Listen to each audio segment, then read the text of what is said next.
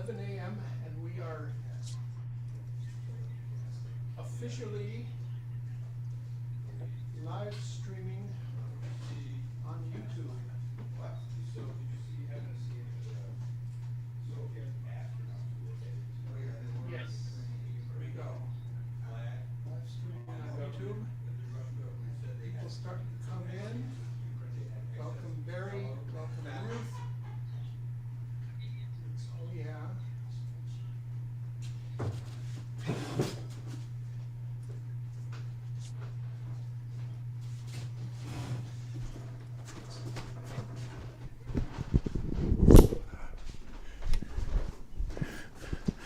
Good morning, everybody. Can you hear me?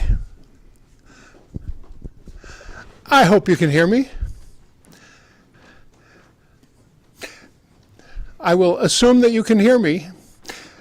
I'll tell you that my name is Dean, and I'm glad you're with us this morning. Welcome to Community Church of Boston. We have an incredibly special morning this morning. Why? Because Leonard Bernstein, some 50 years ago, says, "This will be our reply to violence. Make music and art more intensely, more beautifully, more devotedly than ever before." Leonard Bernstein. And that's what, for the most part, this morning is about. We'll start by doing our candle lighting.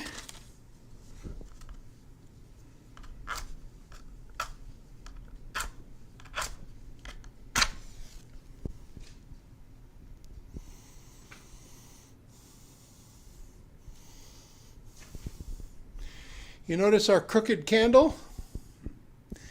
It went through the sunshine or something one day and got crooked. That's okay. It still shines beautiful light. I send this to the people who are suffering in Ukraine right now. I send it especially to two new friends of mine and hopefully friends of ours. Their names are Olena Glotova. She's a marvelous jazz pianist and singer of American standards, and she lives in Kiev, and we're hoping that she will join us on April 23rd. This is still in progress, because I'll tell you about Olena, and the other friend is named Svitlana Romanko. Svitlana is an environmental lawyer and a 350.org activist, and she hopefully will join us on that same day. It'll be during the morning or around noon, so that it's not in the middle of the night there. But we're really hoping they can join us. Things are so rough there. This morning, there's this town called Ivano-Frankivsk where Svitlana lives, and it was bombed. It's in western Ukraine. And of course, Olena lives in Kiev. So our thoughts are out to them, and we're really hoping we can do a program. We're hoping there's still internet to be able to talk to them. Men of anger, men of war, my heart is filled with love. Tell me what you are fighting for. My heart is filled with love. This death I see won't make me numb. My heart is filled with love. Every boy and girl a mother's son. My heart is filled with love. Raise your voices, spread the news. My heart is filled with love. Buddhist, Christian, Muslim, Jew. My heart is filled with love. They all teach the golden rule. My heart is filled with love. Do unto others that you'd have them do. My heart is filled with love. I will not fear these foreign tongues. My heart is filled with love. There is a place for everyone. My heart is filled with love. I cannot make their will my own. My heart is filled with love. Fear can turn a heart to stone. My heart is filled with love. Men of anger, men of war, my heart is filled with love. Tell me what you are fighting for. My heart is filled with love. My heart is filled with love. My heart is filled with love.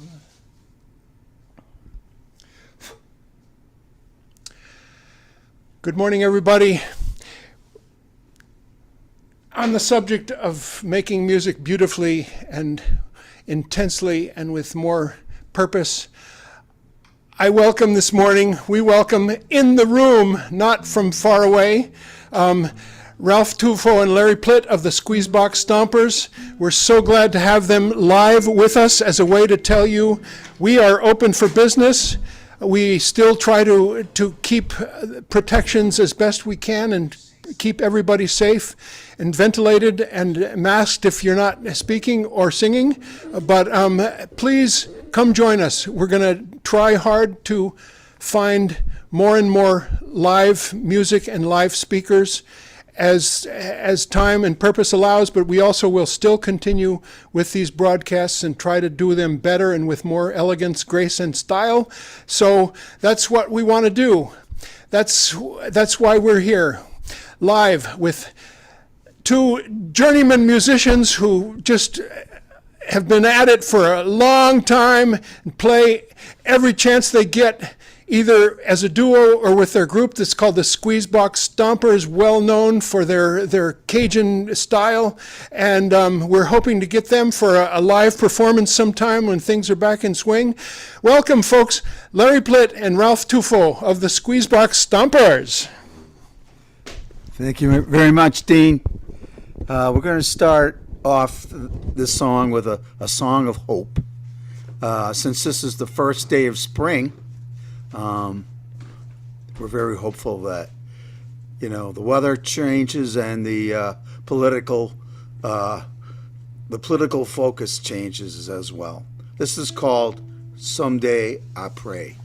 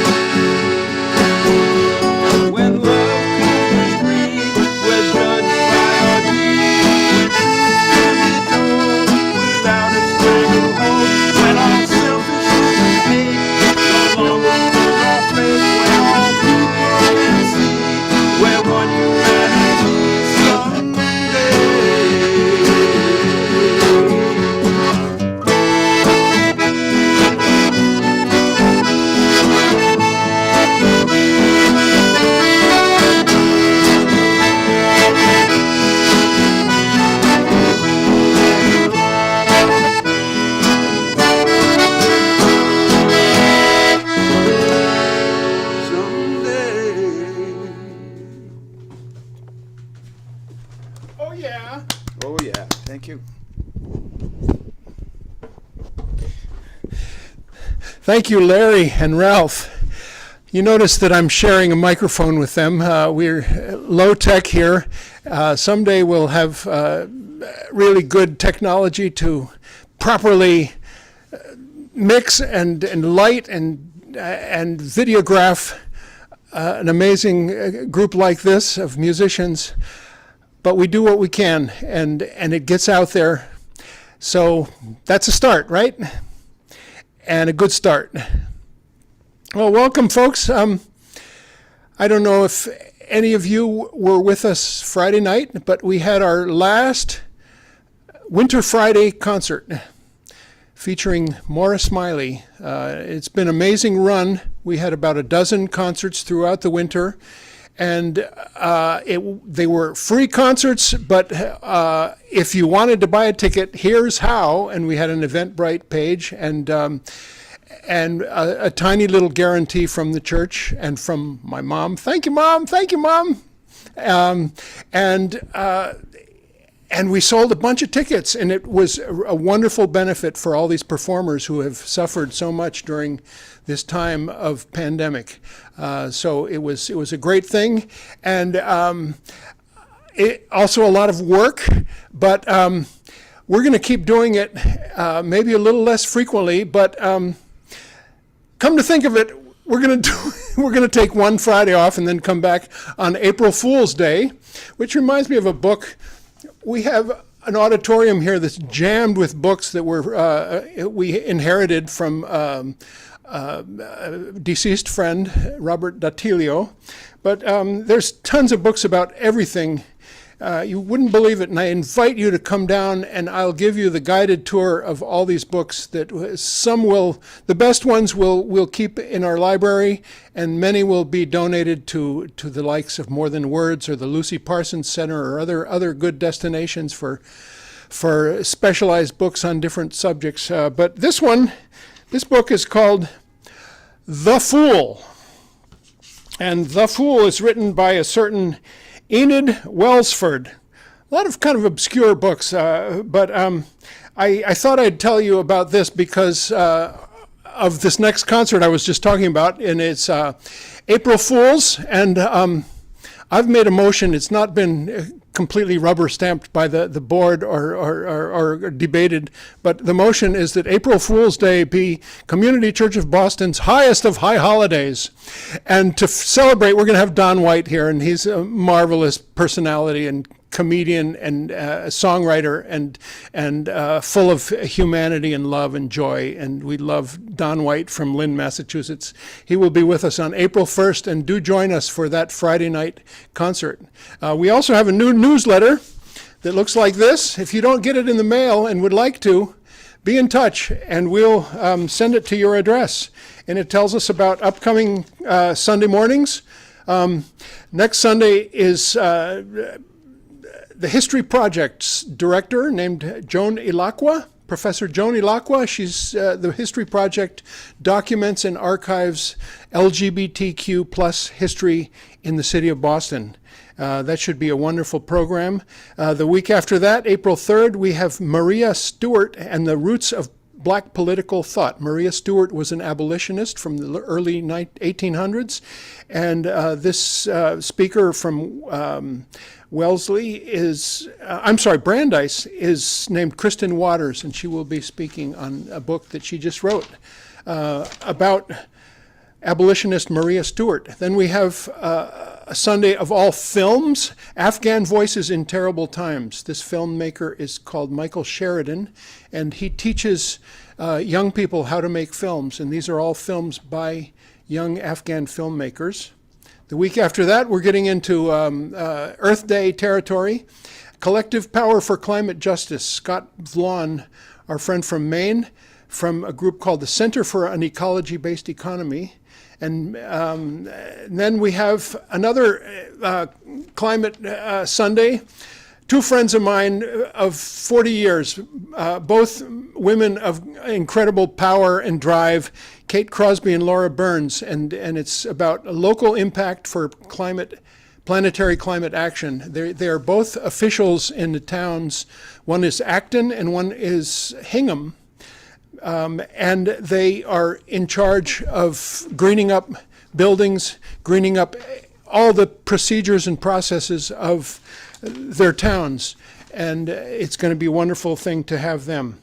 And then we get to May 1st, and May 1st is going to be hopefully the most physical day of people attending here physically, because Steve Kellerman is the speaker on May Day, May 1st, and he's going to be speaking on Eugene V. Debs, who he's studied quite a bit.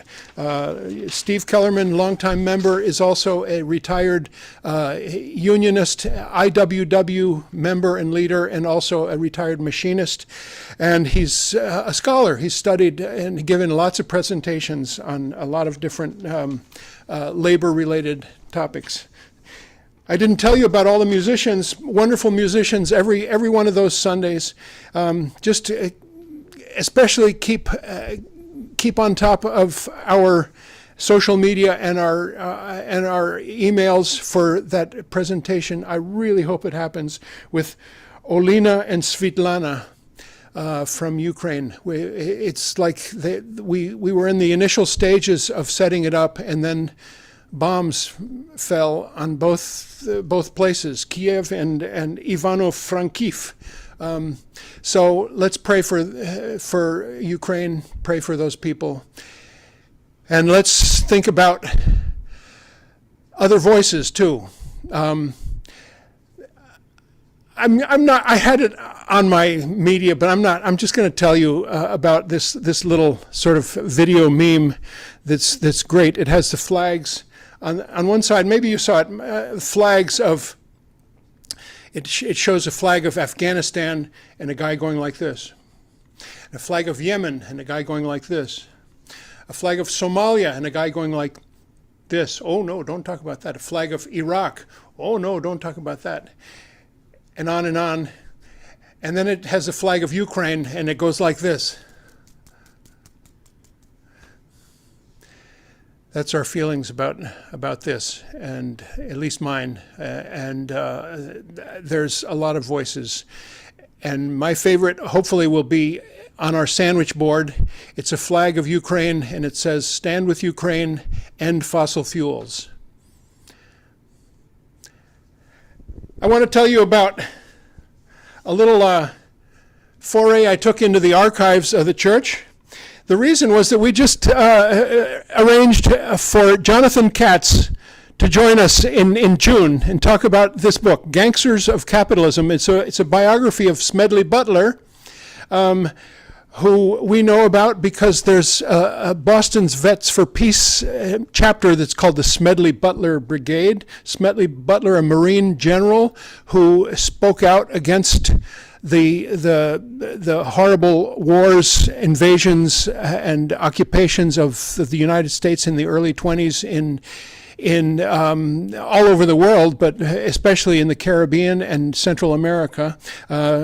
Smedley Butler died in 1940, and to get Jonathan Katz to speak, I said, by the way, you know that Smedley Butler spoke here?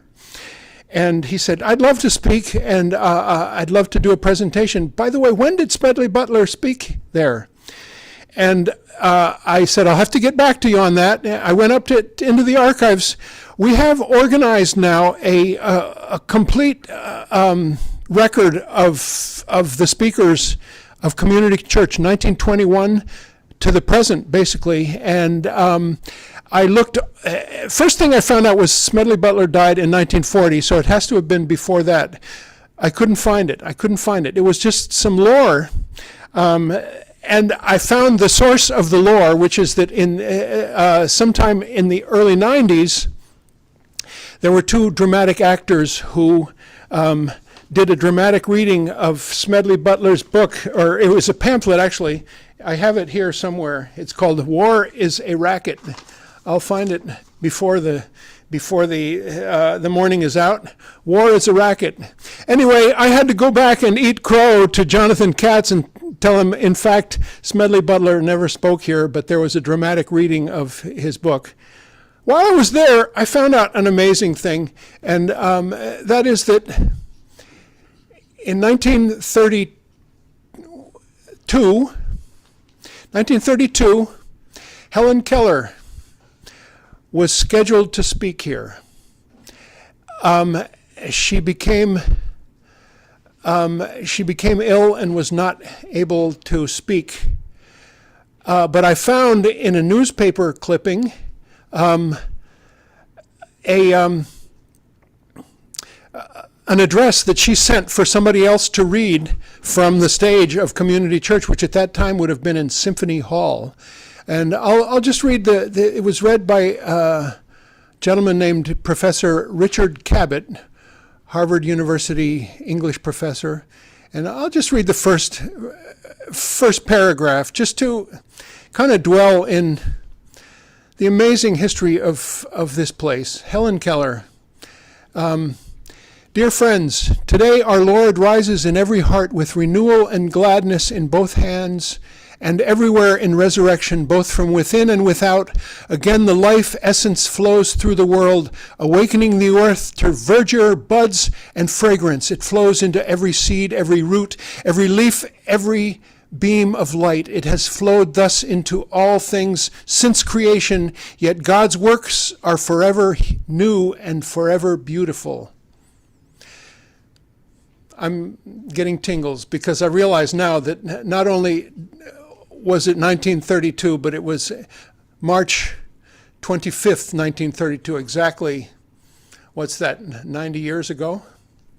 So Helen Keller, another speaker who didn't quite make it, but was with us in spirit. Helen Keller, the amazing blind and deaf socialist, reformer, activist. So I just thought I'd share that with you, and you know, just seeing that this is a morning about art and about music, share with you that our auditorium is getting filled with art. Part of it is because of our gem of an office manager and publications manager, Crystal Rollins Jackson, is really good about realizing things big and framing them and making them beautiful. And I want to take you around to a few things. One is back here.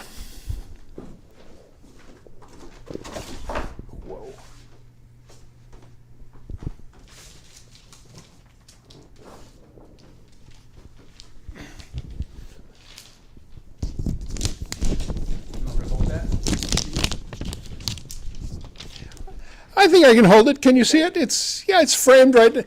It's a print by Ralph Fasanella. We got this from Bob Datilio's house, the same guy that buried us in books, and it's a beautiful rendering of the strikes in Lawrence, Massachusetts, and a very busy artist of note, especially documenting labor history in Massachusetts, Ralph Fasanella. I want to tell you also about back here the bas-relief plaque that we have honoring Sacco and Vanzetti is partly covered by Crystal's new banner here, but that bas-relief back there is by Gutzon Borglum. You know the guy. He did Mount Rushmore, famous desecration of a sacred place, but artwork nonetheless. Controversial artist Gutzon Borglum that we have honoring Sacco and Vanzetti. We also have two beautiful, huge paintings over here. One is called Chiapas and one is called Vietnam. And those were by Yosh Sanborn Matsu. We were at one time a gallery. It was called the Gallery for Social Political Art. And Yosh was the director of that gallery. They did 3 different art displays every year. And on political topics. Marvelous time. That ended when Yosh retired and didn't want to come into town anymore. But I'll show you one more. This is from a year ago, Easter. And that's called Pietà. Pietà. Katie Miranda, amazing artist, especially jewelry worker. She does a lot of jewelry in Arabic letters. Pieta is a mother in a hijab, and her son with a keffiyeh on, obviously Palestine. Pieta. I'm just so moved by that painting every time I see it. And we have a sandwich board of it that we put out last year at Easter. This is about art and music. And before we get to our featured artist of the morning, let's say hi to Larry and Ralph once more for some more songs, okay? Larry Plitt and Ralph Tufo. Thank you, Dean.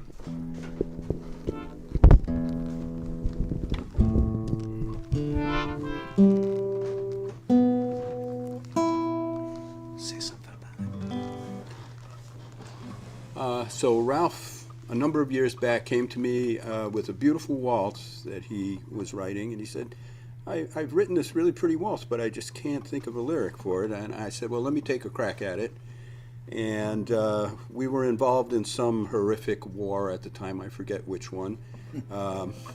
But the image of a soldier sitting at a campfire thinking about his beloved back home came to me, and this song is entitled The Campfire Waltz.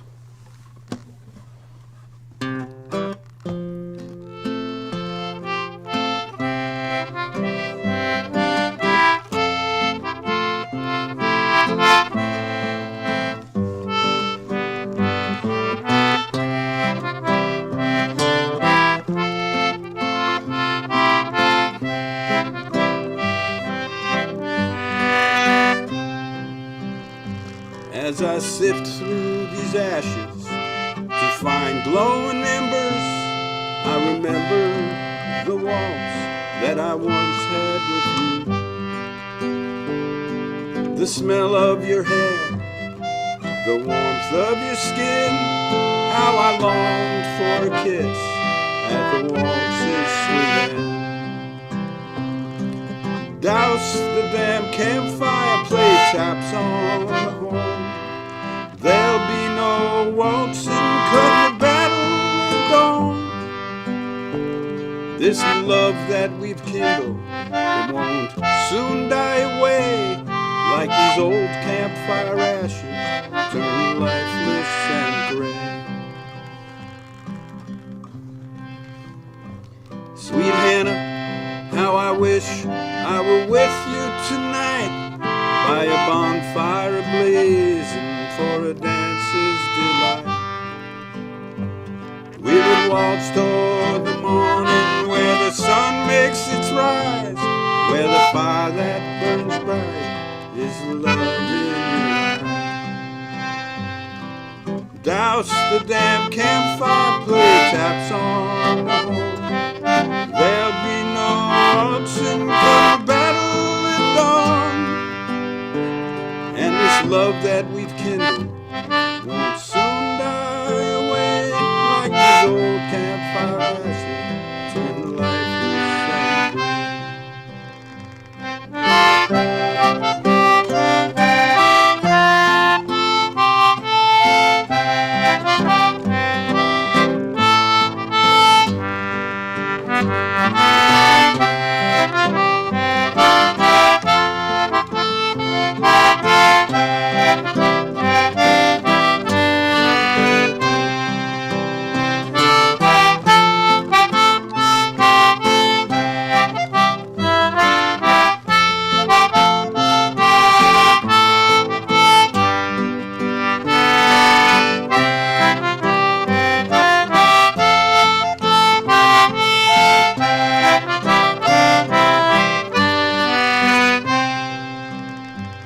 Dear Hannah, we marched through a small southern town where the women wore black, not a man could be found. All the houses in ruin, the crops had gone bad, so a little boy wept for the want of his dad. Douse the damn campfire, play taps on the horn. There'll be no waltzing. love that we've kindled won't soon die away like these old campfire ashes turn lifeless and gray. Douse the damn campfire, play taps on the horn. There'll be no waltzing from the battle is gone. And this love that we've kindled won't soon die away like these old campfire ashes turn lifeless and gray.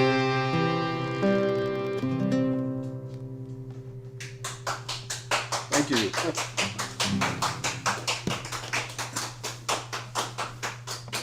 Thank you. Oh, more.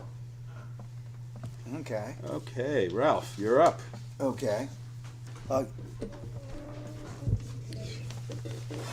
Back a few years ago, when he who shall not be named president decided that he was going to separate families at the border, and that was just like a horrific time. And so that kind of gave me an image of what it would like to be a parent and having to be separated from your child, maybe never seeing your child again, and the horror and the feeling about that. So it inspired me to write this song, which we call my Angelito, and Larry's going to sing it, and it has a bit of a Tex-Mex feel to it.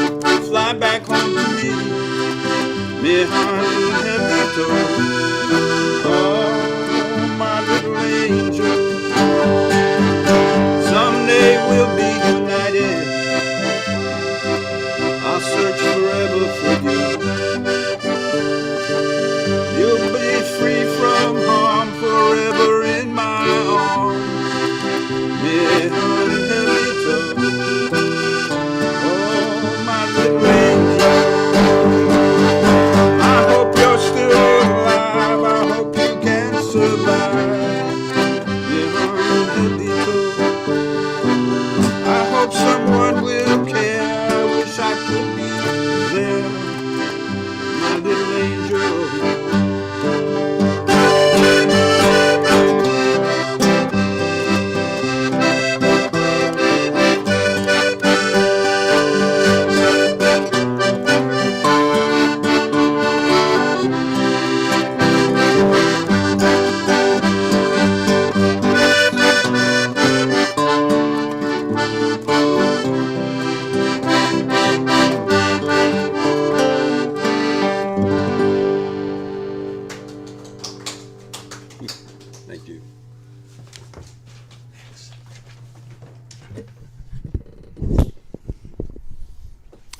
a beautiful song, Larry.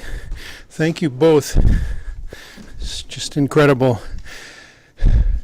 I was telling Larry, it reminds me of another song on the same topic written by our friends named Solicanto, Brian and Rosie Amador. And the song is called Son Niños Carajo, which means they're children, God damn it! It's a horrible moment in our history. We welcome Anna Brones. Hi, Anna. Anna. Hi. She's a new friend, so we don't even know exactly how to pronounce her name, but Anna Brones. I think I got it right that time. I'm going to spotlight you right there and tell everybody that Anna is a writer, artist, and educator based in the Pacific Northwest. Oh yeah, I wish I were there right now. She works as a papercut artist, hand-cutting illustrations from single pieces of paper which have been used everywhere from books to wine labels to public art installations. Passionate about sharing creativity with others. She regularly teaches workshops both in person and virtually. She is also the author of several books, including Fika, The Art of the Swedish Coffee Break. Oh, Anna, now I remember that I promised you I would send you some coffee. If folks don't know, I happen to be an importer and roaster of the best coffee on the planet. That's just my opinion. But Anna is going to get a sample for her to decide.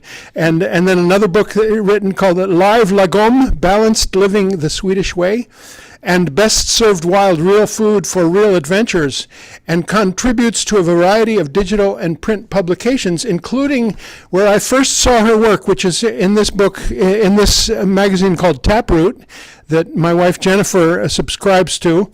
And see if I can find it to show you. Oh, there it is. There's several of them. This is an article on the Women's Wisdom Project, and this one is Margaret Marty Murray. And there's this is the one that grabbed my eye because Winona LeDuc had just spoken at Community Church when I opened and saw this. And this became, with Anna's permission, our sandwich board out in front of the church. And we're just very proud of that, and it turned into an appearance and a conversation this morning with Anna. So let's welcome Anna Brones from out Washington State. We're so glad to have you with us. All right. Thank you. I'm so happy to be here. It's a little bit earlier for me than for you guys, but I drank all my coffee before this. So yeah, I'm really honored to be here. I feel like you've had many amazing speakers, so I'm really, just thrilled to be one of them. When I got invited by Dean, he asked if I could do something about art and activism, and I could talk about that all day long, but I thought I would focus on a project that I worked on for a couple of years called Women's Wisdom Project. And so I've put together a little PDF that I'm going to show you, so you get lots of fun visuals, so you don't just have to look at me for half an hour while I talk. But just before I get into that, a little bit more about me.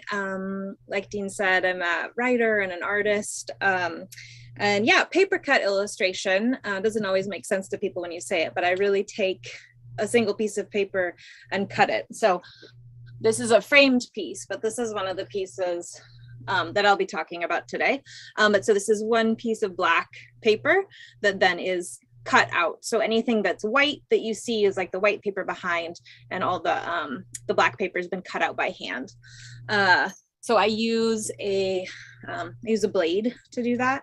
And I just really like paper cutting as an art form because it's a fairly low bar to entry form of art, just in terms of materials needed. Most people have access to paper and some type of a cutting device. And so for that, I think it's just kind of a neat art form that we've been doing for a very long time. It has a very long history that basically dates back to China when paper was invented. And there's sort of all kinds of paper cutting traditions in lots of different cultures. So that's why I really like it. I've always really been drawn to graphic art.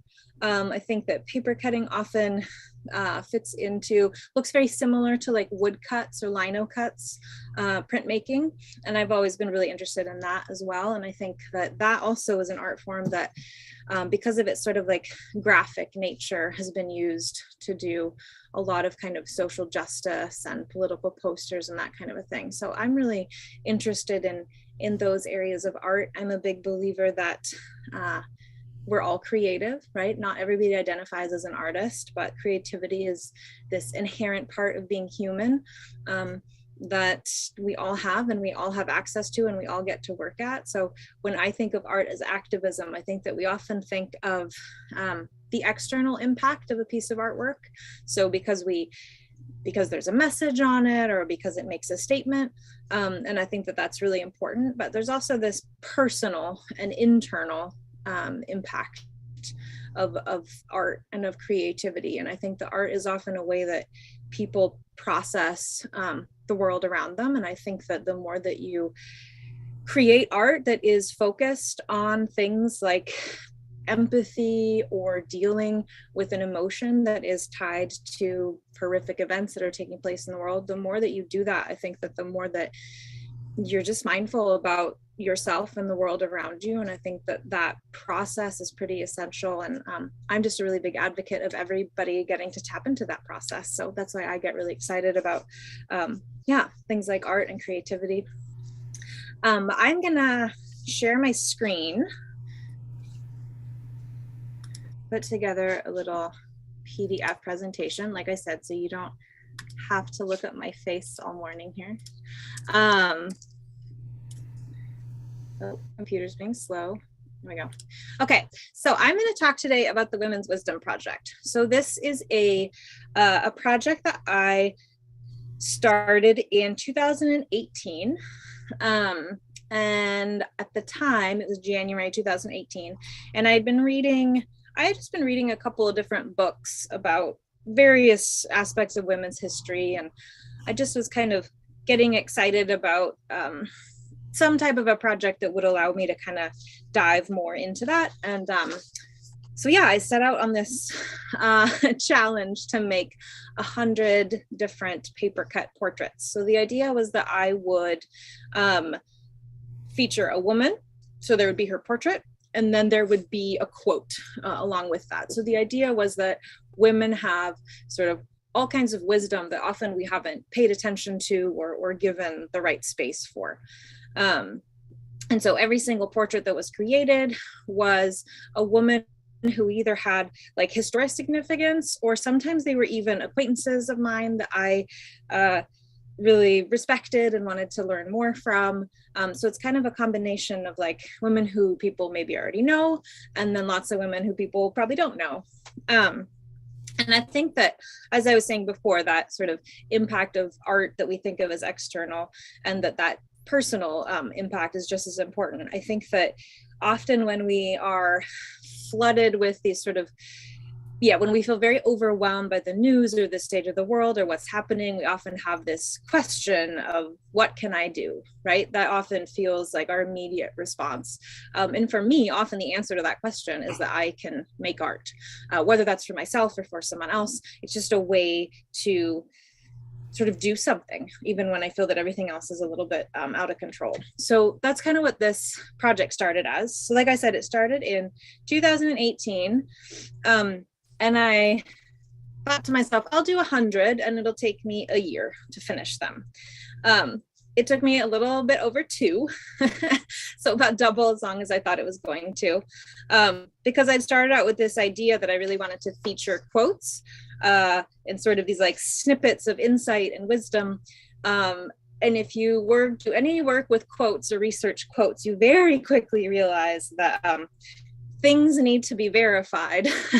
There's all kinds of quotes out there that are either misattributed or misstated or pulled out of context.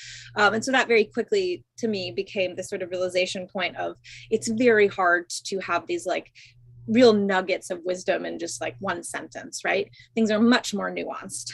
So that was something that I sort of regularly worked with. The other part was, I always say that this was more of a history project than it was an art project, because I think I probably spent more time researching than I did actually making the artwork, which was sort of a nice way to, really learn about all kinds of women who I had never heard about before, or just women who maybe I'd heard about, but I didn't know very much about. It just provided an opportunity for doing that. Just real quick, so you know who these women are. So Cheryl Strayed on the left, an author. She wrote a book fairly well known called Wild.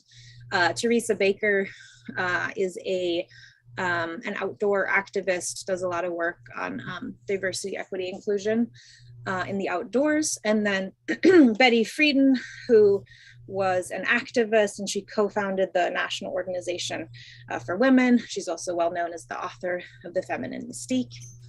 So you can see just sort of like a variety of women sort of featured in this project. So this is me cutting at my cutting mat. So you can see I have kind of a fancy ergonomic knife in my right hand. And I am working on a portrait of an artist whose name is Lisa Congdon, who's in Portland, and does a lot of really neat artwork. I started paper cutting around 2014, so I'm all self-taught. And like I said, I almost always cut with a blade. You can see here that you can see the pencil marks on here. So you can see that I draw directly on the paper and then cut. So that's kind of the process shot. And then that's then what it looks like once it's finished. So as I mentioned, I had done a lot of historic women, but I also did modern women. And when I could, I would do an interview with them. So I featured a bunch of interviews on my website. And I would then use quotes that came from that interview. So it sort of allowed me, since I'm a writer, I love talking to people, I love writing, I love kind of the journalistic process. So that sort of added this additional element to this project. This quote from Lisa, I had asked her sort of, what is an artist? And I just like this quote: an artist is someone who practices and expresses their creativity intentionally and regularly, which I loved because it really opens up that definition of artist and who gets to call themselves an artist, which I appreciate. So in working on this, like I said, I did 100 different women, which I think when you sort of ask yourself, like, who are some famous women, just to name sort of like women that we've learned about in school or just in society. And, there's sort of, I'd say, a handful of very famous women. And then you start to just like go off on all of these avenues where you don't really know lots of women. And so it really provided me this space for thinking of different domains or categories of where I wanted to find interesting stories. So this is, I love the outdoors. I love being outside. So I'm kind of interested in women in sports and adventure. And so this is Junko Tabe, a Japanese climber who was the first woman to summit Mount Everest. And I had never heard of her. And, that doesn't mean that I hadn't necessarily come across her name, but if I hadn't committed it to memory. But so it was like really neat to just be able to research this project and really come across these really fascinating stories of women in sort of all different domains. This is another one. So you may know Jeanette Rankin. She was the first woman elected to US Congress from Montana, actually. So she helped pass the 19th Amendment, but she was also a lifelong pacifist. And to sort of get some of these women in quotes, I would often reach out to friends to see if they had a favorite quote or a woman who they were inspired by. And this was a friend of mine named Brendan who had suggested this quote, which is, "You can no more win a war than you can win an earthquake." And I think that quote is just very apt. Right now in particular.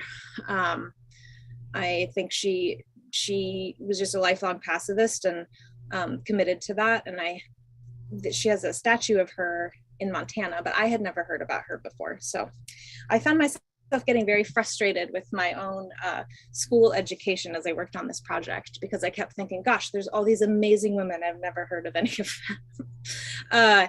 Dean had mentioned the Winona LaDuke artwork, so I thought I'd add it in here. This quote to me is just so powerful. Power is not brute force and money. Power is in your spirit. Power is in your soul. It is what your ancestors, your old people gave you. Power is in the earth. It is in your relationship to the earth. And yeah, I find that quote so powerful, and yeah, it gives us so much to think about when we think about power and what our relationship is to the people around us and the world around us. So when I worked on these, I would often research women, but I would also pull like women who I knew or was inspired by. So Tove Jansson is one. She was a Finnish writer. So her most famous work is the Moomin series, if you know of that. It's this like children's book series that's also great for adults. She was a social activist and did a lot of political cartoons in her earlier career. But this one, in fact, was taken from, the inspiration was taken from a photo of her. And so with artwork like this, you often get into this issue of rights, of what you're allowed to document and not. And so for this one, I actually got permission from her company that still exists. She's no longer with us, but to use this like photo as inspiration and to include this quote. And you can see here on the left that this is the piece that I'm working on. So you can see all the pencil marks directly on the paper. And then once I cut it, then I flip it over so that I can see, which means that all of this text is written and cut backwards. So I've gotten really good at writing backwards and can basically, write spy notes. But I really like this quote too.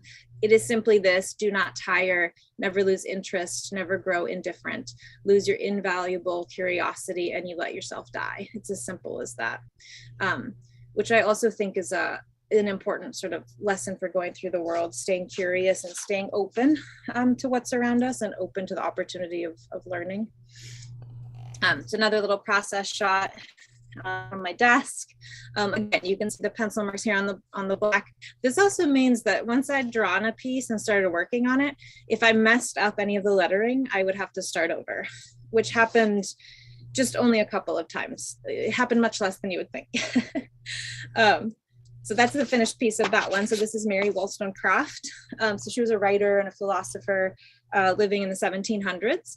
And she was the author of A Vindication of the Rights of Women, which was published in 1792 and kind of one of the seminal early on texts that sort of really started focusing on women's rights and equality.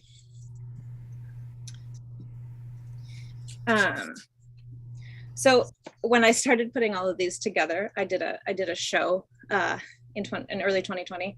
And when I started putting them together, I had them all on my floor and I had a grid of 25, 5 by 5. And I remember texting my mom and I said, well, I think 25 looks good. I don't know why I needed to do 100. 100 was like a real challenge to finish, but it really provided me this opportunity to, seek out history and also like seek out a story. And I think when I think of art as activism, art is really an opportunity to tell a story. And I think that I thought about all of these pieces as I would research them, it sort of felt almost not fair to put just one quote with this one woman whose story was often so nuanced and detailed and rich. But I like to think of them as jumping off points for learning more, and not just sort of, I think we live in this world online digitally of like inspirational quotes all the time, and we often don't really unpack them or look into them. And I think that for this project in particular, I really hoped that people would see this work and then sort of think, who's that? Or, oh, I don't know that woman, or, oh, I do know that woman, but I didn't realize she took a stand in that way. So just like a few pieces that I think for me really capture how I said earlier about how I felt very frustrated with my own schooling and education. I just often felt that there were all these women that actually were quite notable that I had never heard of. Alice Paul was one of them. So she was very active in the move to pass the 19th Amendment. And then she also is the one who proposed the Equal Rights Amendment in 1923, which to this day has still not been ratified. But just a really like progressive reformer who really thought a lot about change and what that meant. I also thought a lot about how when we learn about women's history in school, at least, it's also in this country, it's very focused on white women. That is who has had the power and the narrative, and then therefore that's the history that we learn of. And so I worked really hard at, from my own knowledge and learning, research women of all backgrounds to sort of learn more about who they were and what they did. Audre Lorde, one of them.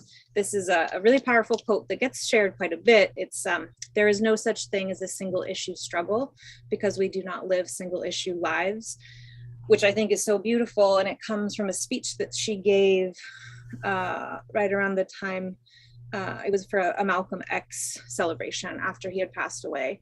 And the whole piece was sort of about that. And I think that's so interesting in terms of quotes. We often see these one single sentences and then don't know where they come from or what they're connected to. And we often only kind of get like one side, which is why I think it's so important to sort of use art as this like catalyst for maybe looking into something a little bit more, or like I said before, this sort of like jumping off point. Another woman who I know nothing about and then was very captivated by her story, Berta Cáceres. She was an indigenous leader and environmental activist in Honduras who was murdered for her environmental work, assassinated. And also just, I think in working on this project, really conscious of how all of these topics intersect, right? So whether I was researching women in environmentalism or women in sports or political leaders, really just this like overlap of issues as a reminder of how interconnected all of these things are. And we can't just work at one while avoiding the other. Coretta Scott King, obviously the wife of Dr. Martin Luther King. And this one, I tried hard sometimes to, obviously the face was really important, but I also wanted, and the words were important, but often I would try to find one element to add in that kind of felt that it was representative of that woman. And so for this one, I kind of used these sort of signs, sort of like they're supposed to sort of look like signs one might hold at a march or a rally. And it says, "Women, if the soul of the nation is to be saved, I believe that you must become its soul." So obviously women like Coretta Scott King, fairly well known, but then we get to women like Anna Julia Cooper, who I didn't know anything about before working on this project. So she was a Black feminist leader, educator, intellectual, did a lot of writing, and this quote I found very powerful. "The cause of freedom is not the cause of a race or a sect, a party or a class. It is the cause of humankind, the very birthright of humanity." And then another woman who I also had not known about until working on this. So this is Pera Belpre, and she has a really fascinating story. She was an author and a storyteller from Puerto Rico, and she was the first Puerto Rican librarian in New York City, and she did all kinds of bilingual programming. So she was also a puppeteer, and she would do programming in Spanish so that kids in New York had access to stories, and also some of like her fairy tales and stuff from Puerto Rico. And just this really dynamic woman. There's now a children's book award that's named after her, just from all the work that she did to really captivate the imagination of children in both English and Spanish. This is Eileen Gray, who was a designer, architect in the 30s and 40s. And I just love this quote because this sort of captivates how I felt about midway through the project. So the quote is, "To create, one must first question everything." like I said, I set out to do 100, and I thought to myself, well, that seems like a big number, but it'll be doable. And I think about on like number 30 or 35, I was like, oh, this is a lot.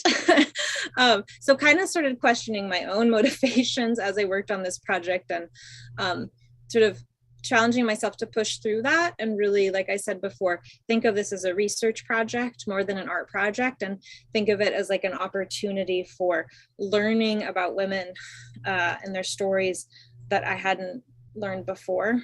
I also just think that this is such a great quote for thinking about art as activism. I think that, you know, the power of art and the power of artists is really to envision something new. I mean, that's kind of the definition of creativity to begin with. It's to sort of come up with an innovative or novel solution or way of doing something. And I think that when we're thinking about social movements or moments in history, art and culture are very essential drivers of change. And I keep thinking of how, working on this project, I often thought about just my own freedom as an artist, where there was nothing I felt I couldn't create. I didn't feel censored. I didn't feel that there were things I couldn't say.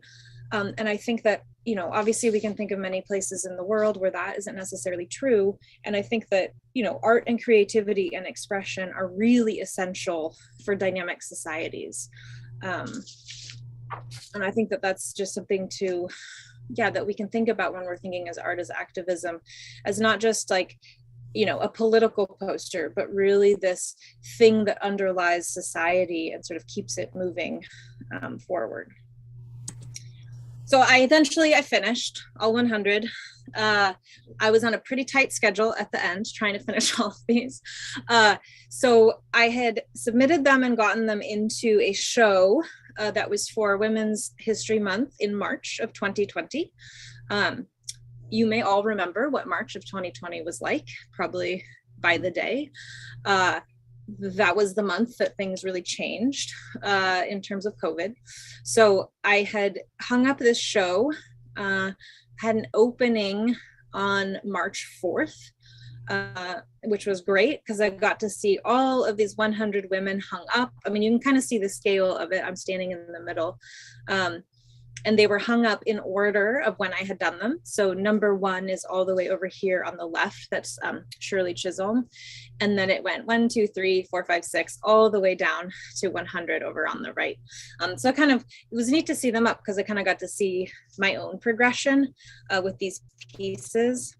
But then also just sort of seeing them all together. And it was really neat to have people in the space because, like I said, a lot of these women were not well-known women. So it sort of challenged people who came to look into who these women were. The gallery was open, I think, for 4 days before it entirely shut down because of COVID. And then I always joke that these women got to be in their own quarantine. That show was supposed to be up for just 1 month, and it ended up up until, I think, August. So they were just all in this gallery for an extended period of time. Nobody could go see them, which felt unfortunate, but also, all things considered, at that time was really the least of my worries. And I was at least happy that people could come by and sort of peek in the window to see them. Another picture of them hanging up. It was really, I've done a couple of shows since then, but I've sold a couple pieces as well. So it's never been up in its entirety since. And I'm just so glad that it got that opportunity to be up altogether. And when I was working on it, because I had set out to do 100, and since then I've actually done several more. So I've actually made more than 100, but for the show, I had to finish all 100 pieces. And I was thinking a lot about what I wanted for the 100th one, because that felt very important number wise, sort of felt like the conclusive piece to the show. And what did I want to say with that last one? Like, what was the story, or what did I kind of want to leave people with? Because this is sort of all 100 together, and you can see there's just so many. And I've just really wanted to do justice to all of these women with the 100th one, but also do justice to, like, the work that I'd been doing or the research. And so I made this final one that was called the unknown, so, or the unnamed. So if you've been in museums before that have that feature maybe some folk art, there's often artwork either from indigenous communities or also folk art made by women that often, because we don't know the name of the artist, we don't know who produced the work, it'll say unnamed or untitled, or there's sort of this like element of the unknown to it because we haven't valued those people and their contributions, and they haven't gotten a name. So this last 100, the 100th one that I made was called The Unheard, Unseen, Unknown, and Unrepresented. And the quote that's kind of in the hair is, "We have stories, we have wisdom, we have power." Because I was really conscious throughout this whole project of thinking about how, especially when using quotes, in order to have a quote, somebody has to have like documented, either you wrote a book or an article or a journal, or somebody had to document a speech that a woman gave. And when we think about often who has had the platform for those things historically, one, it has not been women, and two, when it has been women, it has often in this country been white women who have been allowed to have this platform. And there is just so much wisdom and so many stories and all this stuff that we really miss out on because we have just determined that only a certain group deserve the platform. And so that was just something that I really wanted to think about myself, but also challenge other people to consider, especially just as we continue to read and learn moving forward, right? And so sort of like thinking about news articles or books that come out, who gets the platform and who gets to share their wisdom and insight, and who do we see as having wisdom and insight, I think is something I think is really important to think about. So this is the second to the last slide, and I think that this was one, a woman who I did research on much later. You can see it's number 91. I also noticed when I was putting this presentation together that there's like a little hair up here at the top when I took the photo, which I had not seen before. But this is Yuri Kochiyama, who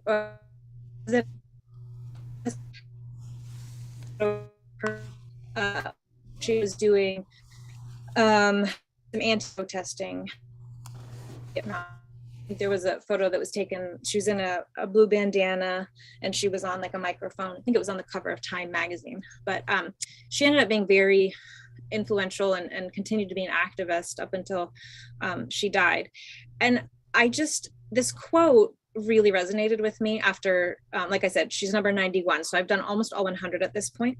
And I came across this quote from hers, which is, "Not everything is taught to us in school. It is up to us to find out." And I think that really resonated with me, having worked on this whole project and feeling that, like I said before, often feeling frustrated that I hadn't learned about these women earlier on, but also having that be a space for opportunity. So when I think of art as activism, like I said before, I think of art as this, like, has this capacity to tell a story, and it also has capacity to give somebody an entry point for something new, for new information, for new insight, for new ideas. And I think that if art can teach us anything, it's this capacity for staying curious and seeking outside of what we already know, right? And I think we all know that what we learn in school is not always nuanced or complex, and that there's so much out there, so much wisdom to be garnered by research. So when Dean was sort of talking about the history of the church earlier, I was kind of thinking about that too, that there's so much out there, there's so much that people have done, and it's just kind of up to us to dig a little bit, right? And to challenge ourselves a little bit to learn something that's just a little bit outside of what we already know. So my last slide that I'm going to end on is a quote, Grace Lee Boggs. It was a quote, and also a lifelong activist, a quote that something she had said in an interview on public television. And the quote is, "We are the leaders we've been looking for." And I love this because I think that like I said before, often things feel very out of our control. We often have this reaction of, what can I do, right? And I think when thinking about art as activism or activism in general, activism really has the opportunity to take place on a daily level. And, you know, what are we doing on a daily level that contributes to the change that we want to see? And I just love this quote from her, because it really sort of puts the onus on us, right? We're not waiting for somebody else to take the action. We take the action, whether that's on a small level or a big level. And so I just wanted to end on that one, because that to me feels hopeful, even in a place of darkness. And I think that darkness can feel all consuming, but if we can find a little bit of that glimmer or that sliver, then that's the thing that causes us to continue to take action to make change.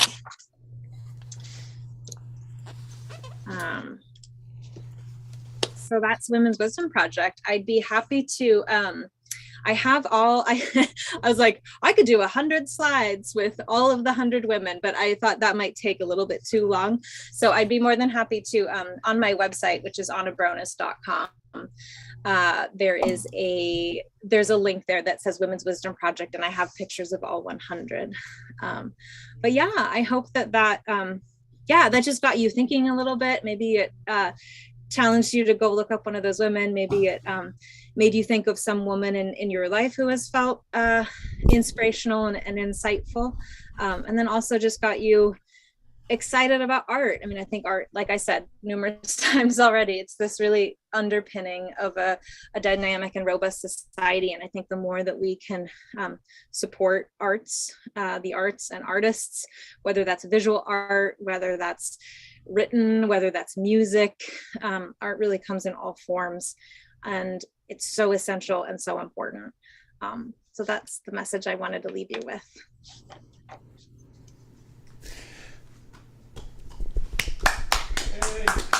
Thank you, Anna. That was beautiful. I love your work. Just love it. Just love it. I had a few thoughts as you were going there. I want to show you something if I can find a way to spotlight myself. Did I? Yeah. You said you do everything backwards. You reminded me of what's her name? The dancer? Ginger Rogers. Ginger Rogers. Yes. She could do everything Fred Astaire did, but backwards in heels. And I also was brought straight to, where is it? Oh, there's just so many things. We had a Boston resident and often attendee. She was not a member here. She was an ex-nun and an artist. Her name was Irma Wagner. I'm going to send you a copy of this. We have a whole bunch of them here, and it's similar kind of wood prints, wood cuts with quotes. This weather brings us to our senses, and she'd do a calendar every year. Irma Wagner, I'm sure that some of you folks remember Irma. Each thing on earth searches out what it needs if it's lucky. Naomi Shihab Nye quotes. I also, for 3 weeks each year, magnolias burst into tangible life and light. Fred Marchand, April. This was 2008. I think she passed like around 2012 or so. And there's a whole book, a book of all of her, maybe not all, but a lot of her work. I'll just put that up real close there so people can see it. You mentioned Berta Cáceres, Anna, who we celebrated and commemorated just 3 weeks ago on the anniversary of her assassination. We had a program led by Alfred Brownell, and it was called Earth Defenders, the Earth Defenders, and it was about a whole bunch of different environmentalists, many indigenous people fighting for their homeland who have either been killed or have been threatened. Alfred Brownell from Liberia was the speaker, that's. I really want to get that Berta Cáceres and have that for our sandwich board during that month of early March. Another March martyr who you can see way back in the back there is Monsignor Romero from El Salvador, whose assassination was March 24th. And we will be thinking about Monsignor Romero on that day. Assassinated March 24th, 1980. The Archbishop priest Monsignor from El Salvador who spoke truth to power and got gunned down by death squads while he was saying Mass. We have here a basket. I'm going to pour out some money that's already in the basket. This is a beautiful piece of art from Uganda. And this will hypnotize you so you will send all your money to us. You are in a trance, in a state of love for community church. Boston. Sorry. You can go to communitychurchofboston.org, and there's a credit card way to donate to us, and also a PayPal way. You can also send the old-fashioned way, a check to our address here in Copley Square. We own a 5-story building that we struggle to keep tip-top, and we have big plans and big dreams about turning this into the most green, environmental, state-of-the-art example of how to save energy and produce energy for the city of Boston. And we're serious about that challenge, and we're going at it step by step. It's a long way. So that's that. Now let's bring back Ralph and Larry for one last song. Squeezebox Stompers is the name of their group. You can find them online, and we're hoping to do some live concert with them here in the auditorium when we're back at full bore giving live concerts, when we've gotten rid of half of these books, and the rest of them are a beautiful library, a magnet for you to come and see us here in Copley Square and have a look at what we have. It's a rich collection. Art, architecture, photography like you wouldn't believe, poetry, incredible amount of poetry, fiction, history. It just goes on and on. Come see us. You're invited. This is your auditorium. Larry and Ralph, thank you so much for joining us. Thank you, Dean. All right.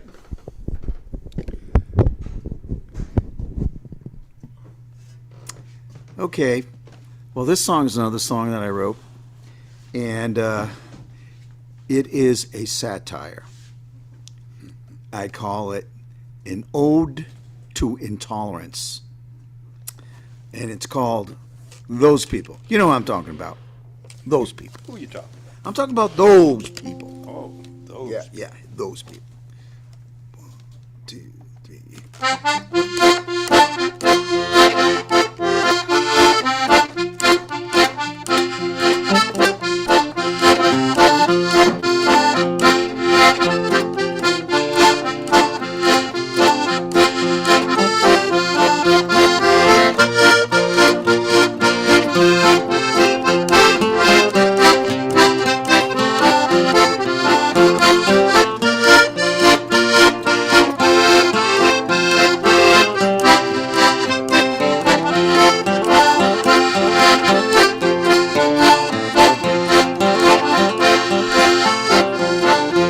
Those people cross a river, they ain't like you and me. Those people cross a river, they're strange as can be. Those people cross the river, they don't know right from wrong. Those people cross a river, ought to stay where they belong. Don't you cross that river, you're ignorant, fireman and crew. Don't you cross that river, it'll be the last thing you ever do.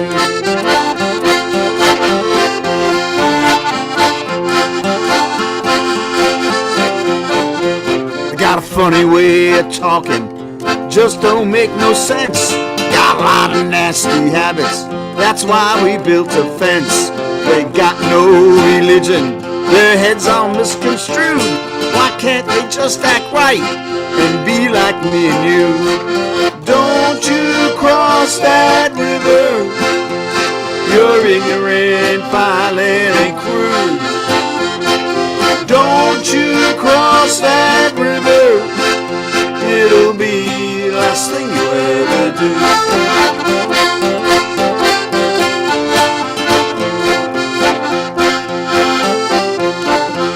Those people cross the river, they don't do nothing right. The way they carry on just makes me wanna fight. Those people cross the river, they're not as good as me. With their low down living, they got no dignity. Don't you cross that river, you're ignorant, violent, and cruel. Don't you cross that river, it'll be the last thing you ever do.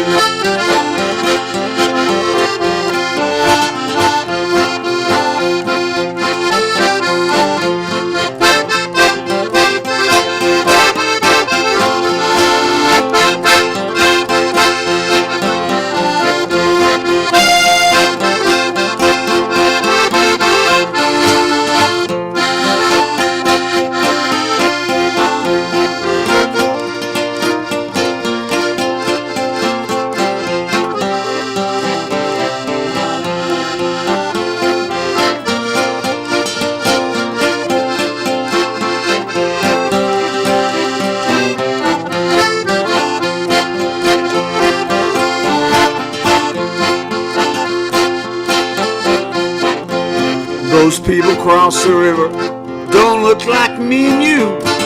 How can we trust them? We don't know what they'll do. Those people cross the river, just won't go away. It's because of them I'm not a happy man today. Don't you cross that river, you're ignorant, violent, and cruel. Don't you cross that river, it'll be the last thing you ever do.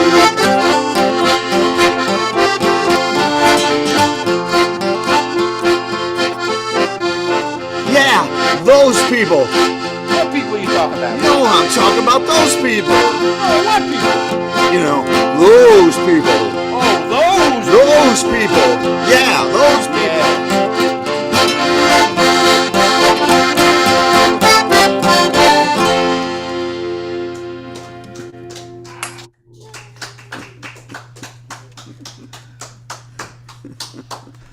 All right. Ralph and Larry, thank you. Thank you, Thank Dean. you. Thanks for having us. It's beautiful. Master of the accordion and the guitar. Ralph and I were joking about a cartoon I saw that was called the Four Musicians of the Apocalypse, and it had an accordion and a banjo and a bagpipes. And now I remember the fourth one. It was the bongo, Was it? the much maligned instrument. But oh, do they ever sound so sweet. Larry, did you ever know Evan Harlan? He was just this, or Ralph, masterful accordion player who passed away about maybe 10 years ago. He's just whoa. What a memory of an incredible player. Can't believe. So this is our time to have some conversation with Anna. Let's see, you can put it in the chat or you can raise your hand if you like. We have a bunch of friends here. If any of you would like to just say hello, let me read some chat. What a wonderful program this morning. The art, the music, my heart is full, says Karen. Great presentation, gotta go. 1 p.m. vigil for Ukraine in Watertown Square, says Susan Nye. Ruth Kaplan says, "Are you going to publish this as a book? ? I hope so." Yeah, well, I would like to. Book publishing, having done some books, is a little bit of a funny world. So I actually, when I finished this project, I actually pitched it to a couple of editors who I know, and well, fortunately or unfortunately, I don't know. Fortunately, there was sort of a large publication. There was sort of a couple of years there where there were lots and lots of books published on sort of like women's history, women's stories.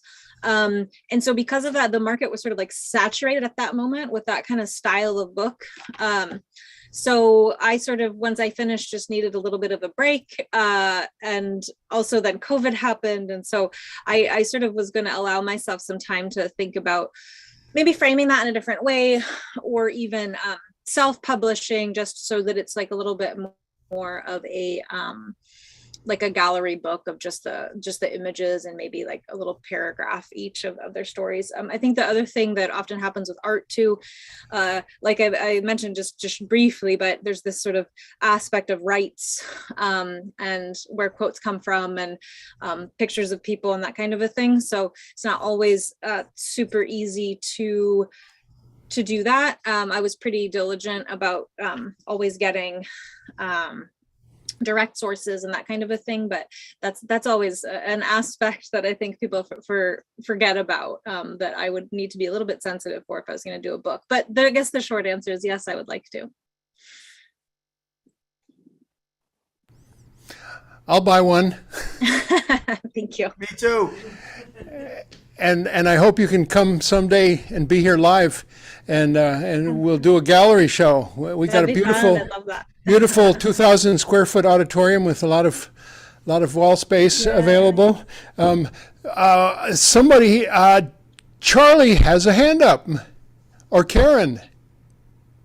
Charlie this time, and I was just curious. I know this is a long shot, but there's something in Boston, or actually in Cambridge, called the papercut library. It's actually a library of zines, and it's in a place called the Democracy Center. And I was wondering if you had any interaction with them. I didn't know about that. I would love to check that out. Yeah, you can. I'm sure you can Google them. Okay, great.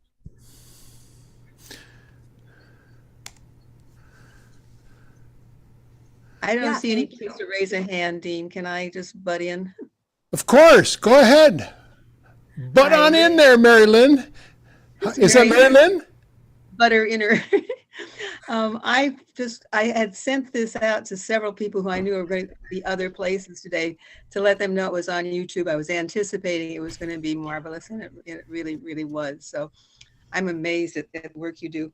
I didn't start taking my own art, if I want to call it that, seriously, photography and drawing and painting, until I was in my mid 60s.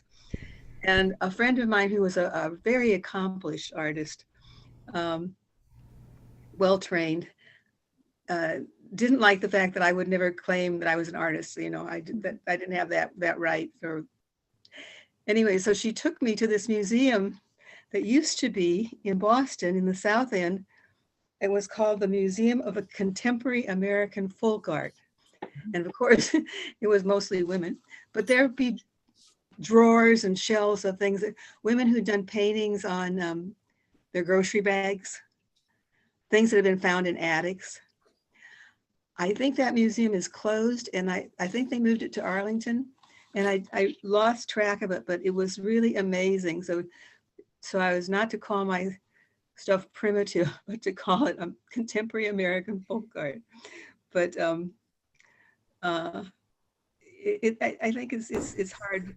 I like there was a quote you had about creativity, and I guess I could claim that, but the artist thing is a little bit too high. Yeah, claim it. I know. I think folk art is really interesting too. I actually just I do a weekly kind of creativity workshop, and we've been focusing on women artists this month. And I had on the first one that we did of this series, I had focused on the Ukrainian artist, Maria, I got to remind myself of her last name, Primachenko, who was a Ukrainian folk artist, who some of her works, there was a museum that had a lot of her works that was destroyed really early on, just a few weeks ago.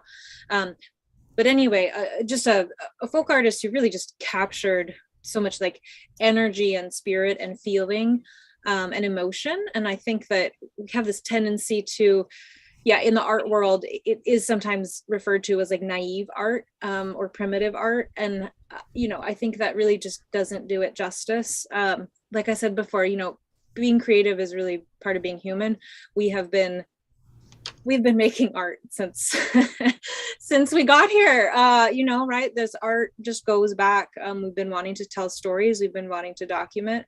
We've been wanting to create. That's just like an inherent part of being human. And I think it really, it doesn't serve us to not celebrate all of these different art forms and to sort of only choose one or two that feel, right or good. It really just, if we could broaden sort of our own understanding of art and even just give ourselves a little bit more grace in terms of how we use creativity in our everyday lives. That woman who, I think the quote that you're referring to about being an artist, Lisa Congdon, she's a professional artist and she didn't start making art until she was in her 40s. So, it's never too late, right?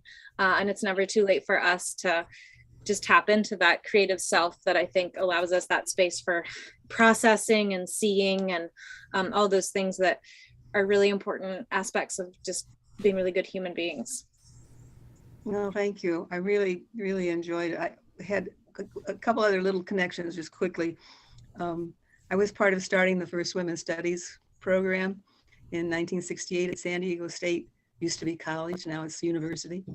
But you should contact them. I think there'd be some kind of celebration that to be held between the both of you. And the other thing is, while you were doing, I just had this feeling. It took me back to when I first saw Judy Chicago's dinner party. Mm-hmm. That kind of totally unexpected creativity. Mm-hmm. That just amazes you while you're looking at it. It's beautiful, but you just cannot figure out how anybody did that or conceived of it. And that's the feeling I had. Yeah, I don't know. Thank you. Yeah, thank you. Thanks, Mary Lynn. Thank you, Dean. Great to hear from you. On the subject of sort of unheralded, unschooled, unsung, naive, you might call it art, there's a museum in Baltimore that is my favorite place to go. It's called the American Visionary Art Museum. And it celebrates exactly that, just all kinds of artists from all over the world that have done amazing things and that weren't professional artists, that just did it out of life force passion. There's lots of them, and they are celebrated at that museum. Just a beautiful place. Anna, I have a question. Where is Vaughn, Washington? It's the little town that I grew up in. It's a little bit west of Tacoma, so it's about a little over an hour from Seattle. Hour and a half from Seattle. Yeah, it's in the Puget Sound. Yeah. Nice. I want to drop another name of a Seattle artist who's my wonderful, sweet friend, and he's an amazing artist. His name is Carl Chew, Chew. For a long time, he's in, let's say, his mid-70s. For a long time, he was a very celebrated public art exponent in the city of Seattle. Lots of displays in public places and gallery expositions. He dropped art completely, became a school teacher. If anything in the world, I wish my son could have been his student in first grade. He just did marvelous work with kids. He retired, and now he does art with teenagers who are in detention in prisons. He volunteers there. Carl Chew, and he does a very cool form which is called stamp art. Basically, a lot of his art is on stamps, and it's a lot of different entries. I was really hoping that he might do something for our 100th anniversary at Community Church, which was in 2020, where it would have like on a sheet of stamps, maybe 25 of the most prominent speakers who have spoken at Community Church over the years. It would include Martin Luther King. It would include Thurgood Marshall, Helen Keller, Cesar Chavez, Rosa Parks. It's a long, amazing list, and it would have Ralph Tufo and Larry Plitt and Anna Brones and quite a list, and that list grows. And we just celebrate a lot of people who over the 20th century into the 21st have said amazing things, done amazing work. We have up on the 5th floor cassette tapes of maybe 5 or 6 addresses that Howard Zinn gave. We haven't had time and wavelength to digitize them and put them on our YouTube channel, but I want to invite everybody to go to that YouTube channel. You can find just a wealth of different things, including today's program, and including last Friday's concert, folk music, songwriting, and lots of other concerts. So we're doing what we can to preserve this, but I want to put in a caveat to that. YouTube just deplatformed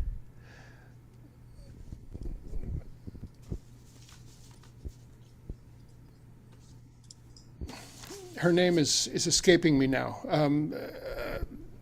Help me with her name. She's a prominent alternative journalist, and I'll think of it. We had her a year ago, March of 2021.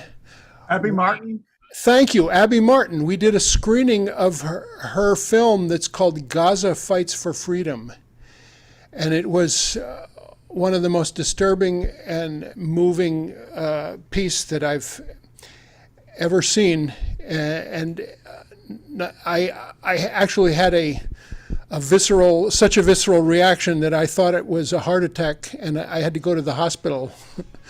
Abby Martin, it was live footage on the ground of the Great March of Return in Gaza, and of Israeli soldiers taking pot shots at medics and journalists, and pot shots directly at the feet of Gazan young men, causing the multitude of amputees that there are there. It was just a horrific scene, and I was telling myself that everybody should see this. That piece and many other of her journalism, it's alternative journalism. War, the first casualty is truth, and it's censorship. Censorship is what it is. And Abby Martin, I want to be in touch with her and have her come back and talk to us. She's a remarkable journalist, and there's others to whom the same has happened. I had to share that. That just happened this past week. You can find a few of her things, but a lot of it has just been removed, and it's such a cautionary tale. We're putting everything we do up on YouTube, and they could remove it whenever they want. We have to think about that and back it up and have alternative plans. Let's see. Are we coming near the end? Anna just put up a website that has all the 100. AnnaBrones.com. You can get that link. We'll put that link also in the YouTube commentary section under this program. Maybe we say the meeting at the building is over. Maybe we say hello to some voices that we hardly never hear from, like Dick Crowley. Did you leave? Lenny is talking to us. We have a 202 from New York. We have YH Pat, who's down south. We have Mary Lynn, Barry Warner, a few who have already left. Dan Kay is with us, and I want to say hello to you all and reach out to you and invite you to come down here physically to Copley Square And if you're too far away, just join us on Sundays, 11 a.m. Eastern Time. Whenever that is, and whatever time zone you're in, you can tune in, even if it's 3 in the morning. Any last words from anybody? So we'll thank. Yes, Dan. So at 1 o'clock, Saran, who's not here, if he's here, is doing a program on Ukraine, and people can look it up. I wish Charlie Welch might know more about it. It's talk with different people from Ukraine and a lot of good speakers. Would it be Shelter and Solidarity? That's what you look up? Make sure you get that. Also, at 2 o'clock on the Boston Common and Park Street, the folks are reading from the Communist Manifesto to educate people about their version of communism. I'm reading from the book, Exposing People. And that's at 2 o'clock today. And other than that, I got to go feed the homeless today, as usual. I've just been making peanut jelly sandwiches for the last hours and other sandwiches. So I'll be there in front of the library, or in front of the kiosk at 4 o'clock. Dan the Bagel Man, thank you for what you do. Yeah. And for the announcements. All right. Anna Brones, once again, thank you so much for being with us this morning and for sharing your just inspiring work. And we hope it's not the last time. Be in touch with us, and I will be in touch to get a hold of the Berta Cáceres, which we'd like to add to our collection of sandwich board messages that are seen by the 15,000 people that walk by on this busy sidewalk in front of us in Copley Square. Ralph and Larry, thank you for joining us. Thanks it for was having us. beautiful songs, beautiful songs. Warriors, for good and for music. Nancy and Lee, thanks for being with us. The live audience that are going to get to enjoy pupusas from our cook and custodian, Luis Alonso Guzman, who gives us pupusas every Sunday and occasionally Wednesdays, when we have just anybody who wants can come here and have lunch with me and Crystal and have pupusa. Maybe we're going to change, if any of you don't know what that is, that's El Salvador's delicacy. It's like tortilla masa with cheese, made a patty and cooked on an oil griddle, and then upon that goes the curtido, which is like a coleslaw or a sauerkraut, and also a tomato sauce, and it's delicious. Sometimes you have beans in there, and you can sometimes have chicharrón, which is pork rind. We don't get too many of those. Mostly just beans and cheese. That's every Sunday. And occasionally on Wednesday. We're going to start calling Wednesday Pupusa Palooza. Thank you, everybody. Meeting at the building, soon be over, all over this world. All over this world, oh yeah, all over this world. Meeting at the building, soon be over, all over this world. Thank you, Anna Brones. Meeting at the building, soon be over, all over this world. Ralph Tufo, thank you. Meeting at the building, soon be over. Larry Plitt, thank you also. All over this world, yeah, all over this world. Meeting at the building, soon be over, all over this world.